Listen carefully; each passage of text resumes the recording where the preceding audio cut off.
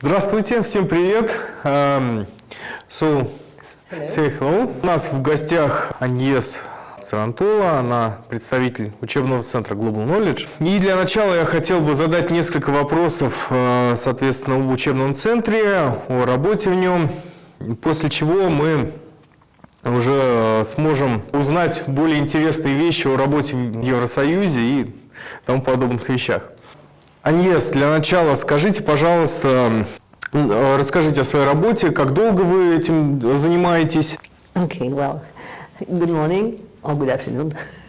I started in IBM, and it was quite a long ago. It was in '82, and I started I was trained by IBM as a mainframe engineer, and after 5 years, I became technical sales, so migrating on the sales side, and after several years again, I went for IBM under the Olympics Games in France, Albertville, and Barcelona and Lillehammer to help IBM making all the training system for the volunteers that were in the Olympic Games, because they have about 8,000 volunteers that need to be trained.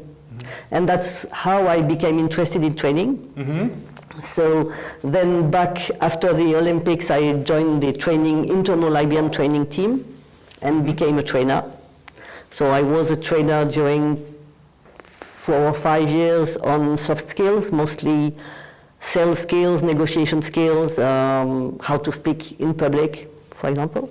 And then I became manager of that team. And after some time, we had the challenge of being forced to move out our building. So we need to recreate a completely new training center with 40 rooms, and it has to be managed by someone, and I proposed myself, so I became manager of the French training center for IBM, and it was for both internals and customers and business partners of IBM, of course, on hardware and software courses. So no longer the soft skills, because IBM doesn't give soft skill courses to externals, just internals, but for the technical courses. Thank you.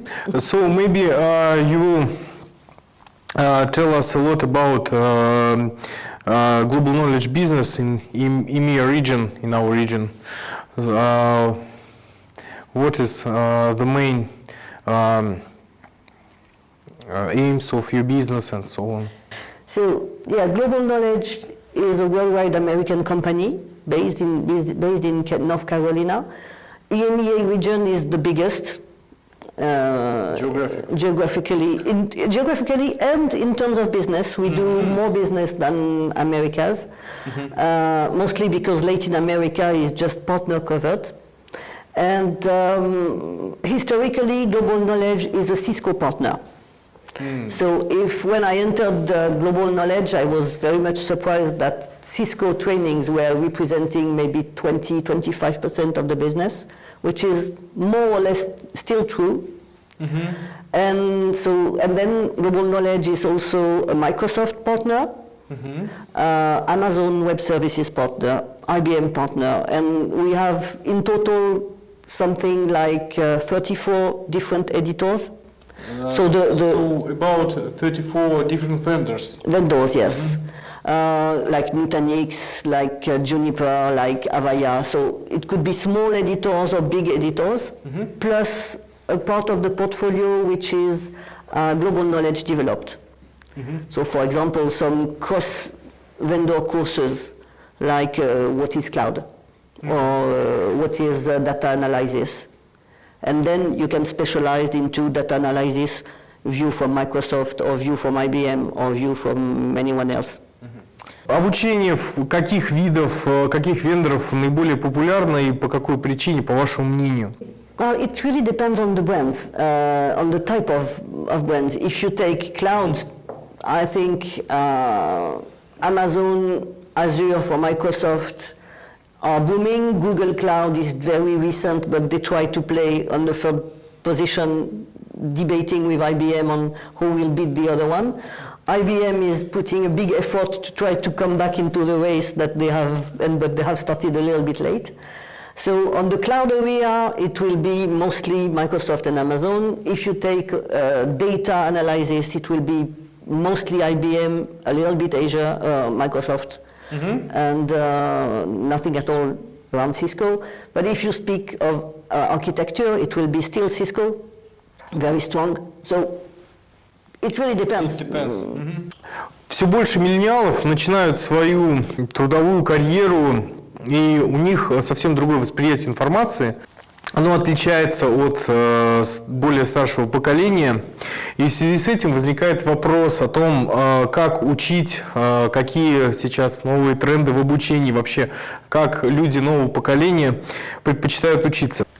I agree with you that millennials have really difficulties to stay seated during 5 days in a classroom, and that's not their usual way of learning things. They prefer learning by doing. So but still there are also a lot of people age 40 or more in the IT industry, so we have to manage both populations in the same classroom sometimes. And the way we try to organize ourselves and our trainings is to shorten the duration of courses, making courses of 2 or 3 days max. Put some materials ahead before the course to study, self-study, to prepare and to maybe review some use cases or prepare some exercises, and then to put at disposal online a sort of a individual library where the student can access after the course materials to go further, so to prepare a certification or to learn more, etc. So instead of sitting 5 days, he will work alone maybe 2 or 3 days and work in class between 2 or 3 days. And even the older people tend to appreciate it because it's quite difficult in current world to be away from work during 5 days. What kind of certification is more important in Europe? I mean, something like badges that person know this technology, or it's like professional certification. What is more important for people who want to find a new job, for example? I really think, so it really differs from America first. In the US, people love to have badges that they put on LinkedIn or on some other social networks saying, I'm good at this, I'm good at that. And I think the main reason for that is that in the US, when I discuss with my US colleagues, the individuals pay themselves for their trainings. It's not the company. And if we have to make the balance, it will be maybe 40% of global knowledge revenue coming from companies paying, and 60% by individuals enrolling themselves, funding themselves. So these people need to have badges, to have a lot of things to show that they have attended and attended courses or they have been trained. In Europe, 95% of the revenue made by global knowledge is made by companies. So just 5% individuals. So we have not at all the same trends so far. I'm not engaging for the near future won't change. In 10 years, I don't know, but in 2, 5, 4 years, it will not change that much. And company love to have certification, but not all. I mean, a bank doesn't care that you are certified. But a company like Accenture, like KPMG, like Capgemini, they sell you. So if they sell you, they want you to have a certification because it gives value to your resume, and it helps you, I mean, it guarantees to the final customer that you have the skills. So in the contrary, IBM, for example, is removing a lot of certification. So we discussed that with IBM, saying, well, the trend is asking for more certification and you remove a lot of certification. And they say that, to their opinion, we are migrating from certification on products to certification on job roles, like I will be certified a cloud architect. It means I know 2, 3, 4 cloud technologies. And it doesn't mean, and I will not be certified just Azure Cloud. What kind of employees do you think employers want to hire in the modern world?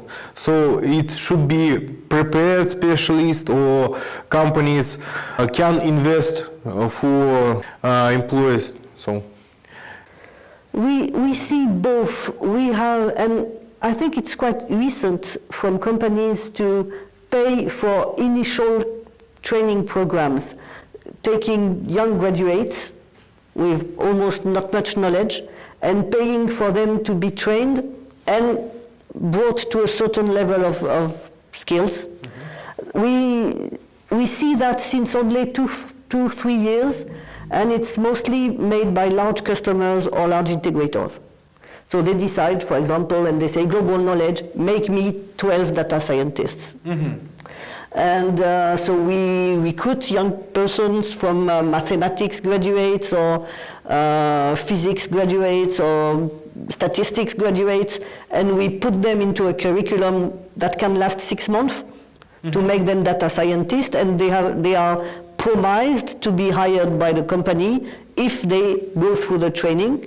And if they, of course, certified at the end and have good grades, because they have to have good grades, of course. So it's a sort of, so it's paid by the company, and the person are not hired, but they will be hired at the end of the curriculum. We also have that with the unemployment office, where they pay for the people to be trained, and then we make a sort of a job fair, where employers can come and say, well, I'm interested into this profile and I will take it in 3 months' time when he will have learned how to develop on Java, because I need Java developers. So that's a quite new trend, interesting, because it makes long training curriculum. So for a training company like you or us, it's good, because it means you have the people maybe 3-6 months, and you teach them a lot of things, and then at the end they are almost sure to be employed if they have correct grades and they work hard enough. So now there are most companies who wants to pay for prepared specialists inside. Yes, exactly. Mm-hmm. They also pay for the training of the people in place, but it's always more difficult, because when people are in place, they have a job, a full-time job. So it's very hard for a company to say, and especially for integrators. Mm-hmm.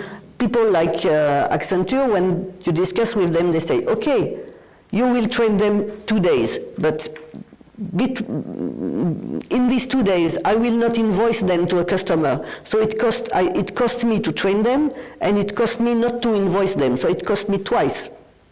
So the training has to be very good value. Mm-hmm. So that will be the difference between integrators and large customers. Large customers, people are there, they have permanent jobs, they can go for training 2-3 days, and the organization will survive and manage. For people that are invoiced on a daily basis, it's more a challenge. So they will prefer to recruit trained people, so they can immediately sell them. I'm sorry to use the word sell, but it's... На российском рынке много учебных центров, которые предлагают услуги в сфере B2C, и они гарантируют трудоустройство. Есть ли такое в вашей практике? И вообще, можно ли гарантировать трудоустройство, если нет заранее договоренности с соответствующим работодателем? I think it's difficult to guarantee an employment because, well, if probably, I don't know well the Russian market. Of course, if you are a very skilled developer knowing Python, Java, lots of various languages, maybe even COBOL and Reg. I mean, it's just for new ones who just want to start their career. Yeah, career in IT? Yeah. I think career in IT is guaranteed because if we look at, I will forward you some studies that Global Knowledge has done on a worldwide basis, inquiring towards various CEOs of large companies about the lack of skills, IT skills in their companies. Everyone say that they could probably do with 15% more people than they have, because they have no one to put on projects, they have no one to put on technology awareness. etc. So there is currently a shortage in IT skills. Which IT skills? Not always easy, but sure for security, network, and development. That will be my next question, actually. But now it's a little bit other questions. Наш канал посвящен различным IT-профессиям. Можете ли вы озвучить как раз самые востребованные IT-профессии в вашем регионе EMEA? Yeah, I think the most popular will be architect.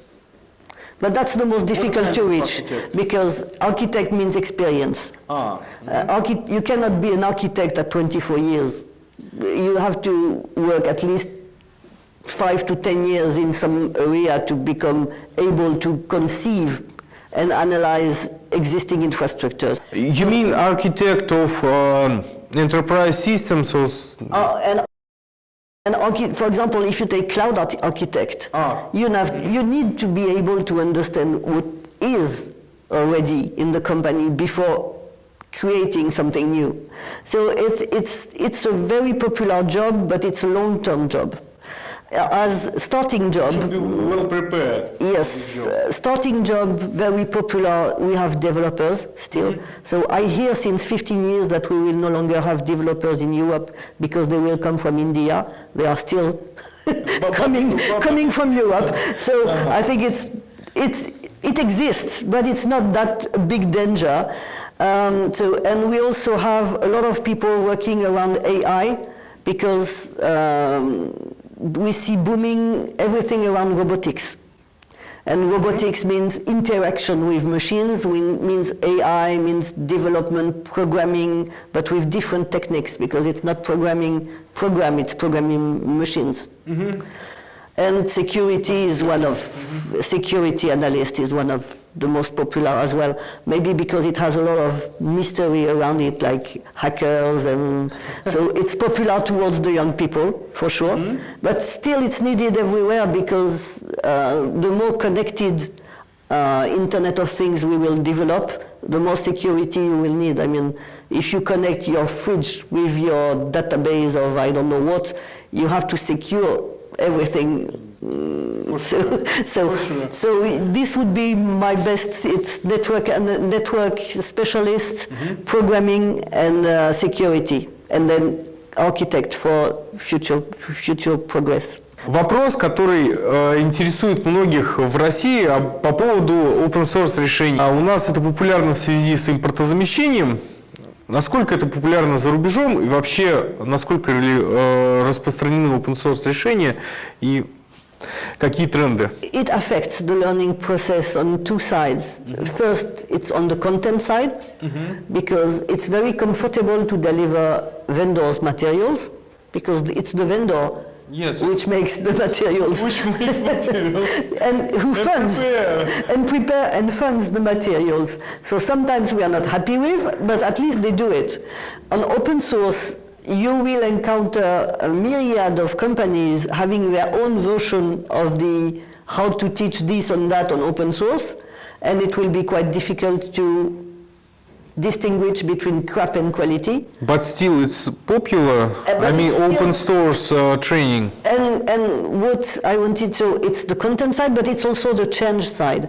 The difficulty on open source is the speed at which it changes, which makes very difficult for a company like ours to have accurate course materials, because you will develop something and then they will add a lot of weeks. It changes. Yes, so that's not that easy, but it's a trend for sure. I don't know if people really want to learn about open source the same way as they learn on vendor products.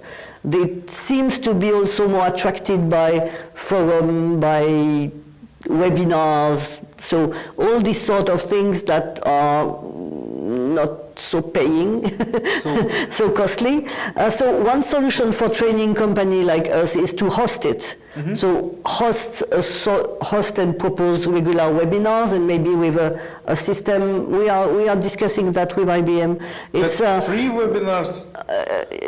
But you can make fee webinars with really good specialists and hosting them in a library, for example, where the person has access during 1 year or 2 years, and you can make this access paying, fee-based, because you will keep the information, you will enrich the information, and so you will provide a sort of a package, prepared package for him on open source. So that's one way. The other way is develop your own open source courses, but then you know that you don't need to go too deep into some parts of technology, while Kubernetes will be Kubernetes. But some other small pieces of open source may shift very rapidly. So it might not be important, or you might to have a very agile and flexible way of developing courses. Небольшой последний вопрос по поводу планов компании. Какие вендоры на рынке сейчас находятся в фокусе? Возможно, это будет полезно для выбора пути развития для наших зрителей. So IBM and Red Hat together, I'm very interested to see the synergy that will happen between them, which is not the case yet. In terms of concentrating on the portfolio, we see that the vendors are, and it's not only IBM, it's many vendors, they are reducing the portfolios they offer because it costs to maintain these portfolios. So we are having as one priority to develop the missing pieces on the portfolio. For example, we have been asked recently something for OpenShift and IBM Cloud, because it works with IBM Cloud. So OpenShift from Red Hat works on IBM Cloud, but you have courses on OpenShift and courses on IBM Cloud, but you don't have courses on OpenShift on IBM Cloud. So these sort of missing items might be the priority to develop. The synergy and integration of various products, like you have, if we speak more techniques, you have DB2 on Power I. I mean, there are no courses on how to implement databases on Power I. It was in the past, and it's no longer existing. So it could be some synergy products as well. In terms of priority, so France is a bit special because we have about a third of the courses that are funded by the government, even for people being employed by a company, it's refunded by the government because the government insists that people get permanently trained. So it also drives our priority because governments say, we will refund this or we will refund that, and they also choose. So you need to adapt. But if I don't speak of the French market, I think the main area of development will be cloud. I don't see the data analysis booming. I mean, it's still very demanding, but it's not a niche. It's more than a niche, but it's not that much big in terms of markets. But still, they talking about the big data every year since. On my side, I will probably focus on things that are supporting this. I mean, if you want to do data, you need to do storage. And that's also what I do with Veeam and with IBM. It's working on the storage side because analyzing the data is one thing and one skill, but organizing, hosting, securing, and saving the data, that's storage and network. So I'm not always so fan of these new things. I mean, skills on storage are very rare, for example. So that could be an area of development and focus. Please give 3 small tips to people who want to work in the IT sphere in Europe again. Just 3 small. About language. Language. That's first. For sure. Second one. Second one will be, I think, really curiosity and motivation, because it's curiosity because it's difficult. I have worked 18 months in Norway. It's not easy to change drastically countries. Everything is different. Food is different. People are different. I mean, so you need to be prepared about that change, because you may count on the community, but there are maybe not so much community. So it's really being very, and probably I would suggest to try as tourist first. Look at the country where you want to go, and go there and look, and just try to close your eyes and say, can I live here 2 weeks? Окей, that's a good idea, I think. Съездить как туристу обязательно нужно. Окей. And the third tip would be to interest yourself in to target companies. And probably to So target, choose the target companies before. probably target companies like integrators, because they have a huge turnover. I mean, I discussed 1 month ago with the CEO of a company called Humanis. It's a French company, and he said, It's integrator. yes, and he said, I renew my workforce every 3 years entirely.